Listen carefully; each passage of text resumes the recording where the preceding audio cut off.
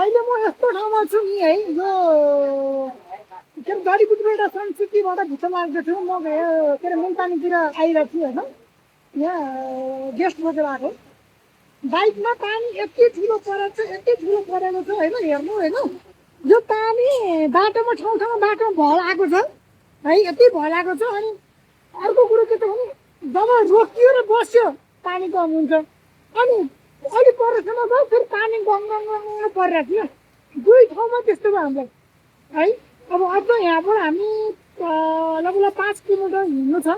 त्यहाँबाट पुगेर घर जान बिगड छ राखेर भिजेर फेरि भइसकेको छु हेर्नु है ल हेर्नु यहाँ भिजेर यस्तो बिगड छ भिजेर प्लास्टिकले पनि ढाँडा छैन है बिजो बनाएको छ त्यो हेर्ने अब